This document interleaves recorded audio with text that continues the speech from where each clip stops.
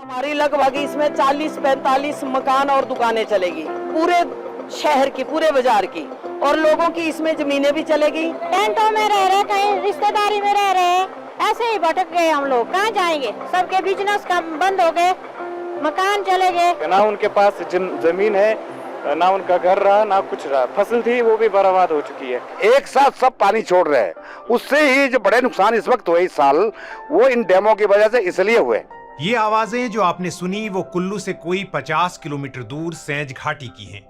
ये हिमाचल प्रदेश में आई बाढ़ में सबसे अधिक प्रभावित होने वाले इलाकों में रहा, लेकिन सैंज घाटी और इसके आसपास तबाह हुए गांव राष्ट्रीय मीडिया की सुर्खियों से दूर ही रहे हैं। इसकी जानकारी स्थानीय अखबारों और सोशल मीडिया के जरिए ही हमारे सामने आई। न्यूज लॉन्ड्री की टीम सैंज घाटी में हुई तबाही को कवर करने पहुंची। कुल्लू जिले के इस इलाके में गांव के गांव बाढ़ में साफ हो गए।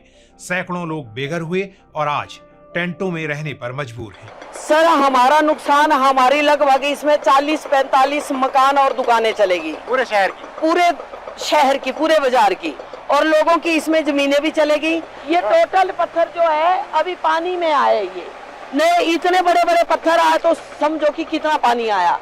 इनको डैम पहले खाली कर देना चाहिए था, इनकी वजह से हम सब जो है बर्बाद हो गए। यहाँ से तकरीबन 7 किलोमीटर की दूरी पर एक त्रेड़ा गांव पड़ता है।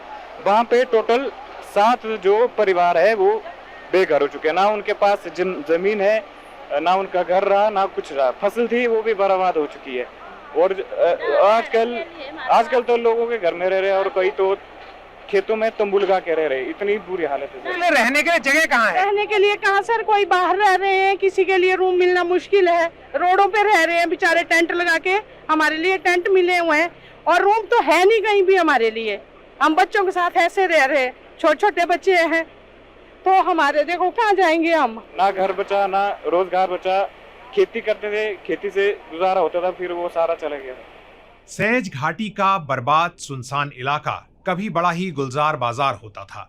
स्थानीय लोगों का कहना है कि कुछ ही घंटों में उनकी जिंदगी तबाह हो गई।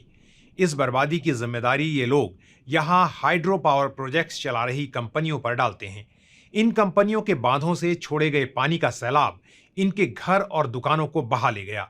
कई छोटी बड़ी परियोजनाओं के अलावा नेशनल हाइड्रो पावर कॉरपोरेशन यानी NHPC का एक बड़ा प्रोजेक्ट इस क्षेत्र में चल रहा है। संवेदनशील हिमालयी क्षेत्र में हाइड्रो पावर प्रोजेक्ट हमेशा ही निर्माण के लिए तोड़फोड़, जल निकासी की मिसमैनेजमेंट, जंगलों के कटान और पर्यावरणीय प्रभाव के लिए बदनाम रहे हैं। ये सिर्फ NHPC की गलती से ही सब काम हुआ है और आज ये सब मुकर्रर क्यों हुआ? उस दिन रेड अलर्ट किया गया था, येलो अलर्ट किया गया था, इन्होंने क्यों नहीं आवाज उठाई कि खाली कर दो, नदी के किनारे जो भी घर है खाली कर दो? वो भी इन्होंने बोला नहीं। और एकदम डंपिंग इनकी है। पहले इनका ये डैम है, उसके बाद इनका डंपिंग एरिया है। डंपिंग एरिया पहले उठ गया, पानी एकदम से छोड़ दिया ना, सबके सब गेट खोल दिए ना, कोई किसी को इन्फॉर्मेशन तो दी नहीं और खोल दिए। खोलने की वजह से सिलट भर गई। ये हिमाचल प्रदेश की एक महत्वपूर्ण पार्वती नदी है जो आगे जाकर ब्यास में मिलती है। पार्वती घाटी में आज कई जल विद्युत परियोजनाएं चल रही हैं और उनकी वजह से पानी को एक नदी से दूसरी नदी में डाला जा रहा है पावर हाउस में भेजने के लिए। लेकिन इस कारण अचानक नदियों का जलस्तर भी बढ़ रहा है और उससे बाढ़ का खतरा भी। यहाँ से ऊपर लगभग 6 बड़े डैम हैं जो 100 मेगावाट से ऊपर के हैं और उसके बाद 40 के करीब छोटे माइक्रो हाइडल्स यहाँ हैं। ये करके रहे हैं कि बरसात में पानी जब इनके डैम में भर जाता है तो बिना किसी वार्निंग के, बिना किसी सिस्टम के ये पानी छोड़ देते हैं। असल में होना ही चाहिए था कि प्रबंधन ये होना चाहिए था कि जब जैसे भी अलर्ट आया कि बारिश होने वाली है तो थोड़ा थोड़ा पानी सब डैम छोड़ते, एक दूसरे से इनका लिंकेज होता, संबंध होता, कांटेक्ट होता कि मैं छोड़ रहा हूँ पानी, दूसरा छोड़ता। ये एक साथ सब पानी छोड़ रहे हैं, उससे ही जो बड़े नुकसान इस वक्त हुए इस साल, वो इन डैमों की वजह से इसलिए हुए। ये एक बड़ी विडंबना ही है कि हाइड्रो पावर को ग्रीन एनर्जी कहा जाता है, लेकिन यही ग्रीन एनर्जी बहुत बड़ी पर्यावरणीय कीमत पर मिल रही है। हमने इन तमाम आरोपों पर सफाई के लिए NHPC के अधिकारियों से संपर्क किया। एक वरिष्ठ अधिकारी ने 14 अगस्त को हमसे बातचीत में कहा, हमने सैंज घाटी में चालू पार्वती 3 पावर स्टेशन को बंद कर दिया है क्योंकि वहां काफी गाद भर गई है। फिलहाल यहां बिजली उत्पादन नहीं हो पा रहा। स्थानीय लोगों के आरोपों पर इस अधिकारी ने कहा कि हमने स्टैंडर्ड ऑपरेटिंग प्रोसीजर यानी एसओपी का पालन किया है। एनएचपीसी ने ऐसे हालात के लिए तय नियमों और कार्यप्रणाली का पालन किया, इस अधिकारी ने हमें बताया। हम पानी को बांध के अंदर रोक कर नहीं रख सकते। जो भी पानी जमा होता है हमें मैनुअल के हिसाब से उसे छोड़ना पड़ता है। बहुत सारी जगहें हैं जहां कोई बांध नहीं है और वहां भी तबाही हुई है। इसमें भुंतर, कुल्लू और मनाली समेत कई जगहें शामिल हैं। इसलिए यह कहना ठीक नहीं है कि जहां बांध हैं वहीं तबाही हुई है। उधर कुल्लू के डेप्यूटी कमिश्नर आशुतोष गर्ग ने कहा कि बांधों की भूमिका पर जांच की जा रही है। जो डैम सेफ्टी एक्ट है उसमें बड़े स्ट्रिंजेंट प्रोविजंस हैं already, which every dam has to follow, और उनको वो चीज़ें फॉलो करनी है कि जब पानी रिलीज करना है तो उससे पहले warnings and how it is to be release, so that obviously अगर डैम से सडनली पानी छोड़ेंगे तो डाउनस्ट्रीम जो इमीडिएट डाउनस्ट्रीम एरिया होगा वो अफेक्ट होगा, उसमें कोई डाउट नहीं है कि जब इतना सारा वॉल्यूम ऑफ वाटर सडनली पूरे गेट्स खोल के अगर उसको छोड़ दिया जाता है तो it will lead to disaster. But whether those SOPs and those regulations are followed or not, and क्या हम उनको उतने stringently enforce कर पा रहे हैं या नहीं, ये एक सवाल है जिसपे we definitely need to work more harder and need to make sure कि वो regulations proper तरीके से follow हों। तो वहाँ पे जब भी visit किया तो I will not say कि लोगों के मन में resentment नहीं थी, there was a strong resentment and उनकी तरफ से कुछ allegations थी कि जिस तरह से डैम से पानी छोड़ा गया, whether the standard operating procedure जो वाटर की रिलीज को लेकर है क्या उसको फॉलो किया गया है नहीं। So it's a matter of inquiry, और हम लोगों ने तो ऑलरेडी इसमें एक इंक्वायरी ऑर्डर करी भी है। नदियों के जलस्तर और उससे होने वाली बाढ़ का पूर्वानुमान करना सेंट्रल वाटर कमीशन का काम है, जो जल शक्ति मंत्रालय के तहत काम करता है।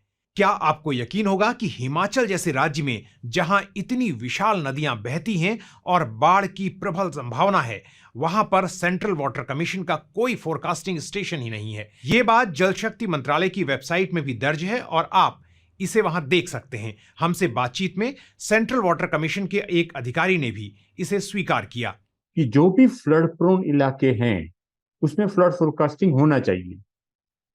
अभी हमारे देश में स्थिति यह है कि सेंट्रल वाटर कमीशन एक ही एजेंसी है, लेकिन उनको आप देखिए, उत्तराखंड में जब सबसे बड़ी बाढ़ आई जून 2013 में, उसके बाद ये पता चला कि CWC उसका फोरकास्टिंग कर ही नहीं पाया।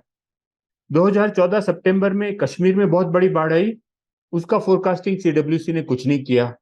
अभी हिमाचल में इतनी बड़ी बाढ़ आई, उसका कोई फोरकास्टिंग CWC ने नहीं किया। हर बार जब उनको पूछा जाता है तो वो ये कहते हैं कि यहाँ पर हमको स्टेट गवर्नमेंट ने बोला नहीं फोरकास्टिंग करने के लिए, इसलिए हमने नहीं किया। तो ये एडहोकिज्म बताती है। हमारे देश में फ्लड फोरकास्टिंग के बारे में सबसे पहले कंप्लीट एडहोकिज्म है। हर फ्लड फोरकास्टिंग के लिए जरूरत है उस इलाके में फ्लड फोरकास्टिंग होना चाहिए। यदि state government central water commission को इनवाइट नहीं करती है तो स्टेट गवर्नमेंट की खुद की जिम्मेदारी बन जाती है फ्लड फोरकास्टिंग करने की कायदे से। तो ये नेशनल डिजास्टर मैनेजमेंट एक्ट में आना चाहिए, क्योंकि ये एक नेशनल डिजास्टर का इश्यू है। आने वाले दिनों में जलवायु परिवर्तन और चरम मौसमी घटनाओं के कारण अप्रत्याशित बारिश, बादल फटने और बाढ़ जैसी घटनाओं की संख्या और तीव्रता यानी फ्रीक्वेंसी और इंटेंसिटी दोनों ही बढ़ेंगे। ऐसे में विकास प्रोजेक्ट किस तरह के हों, यह विषय काफी अहम है। एक बेहतर पूर्व चेतावनी प्रणाली यानी अर्ली वार्निंग सिस्टम और उसके आधार पर सुरक्षा और आपदा प्रबंधन के लिए प्रभावी क्रियान्वयन जरूरी है। पत्रकारिता का नासूर बन चुके विज्ञापन के मॉडल को खारिज करके खबरों की इस दुनिया को बदलिए ताकि पत्रकारिता आपके लिए जवाबदेह बने। newslaundry.com/subscription पर क्लिक कीजिए और अपने मन मुताबिक पेमेंट का विकल्प चुनिए, क्योंकि हमारे सब्सक्राइबर्स का नारा है, मेरे खर्च पर आजाद हैं खबरें।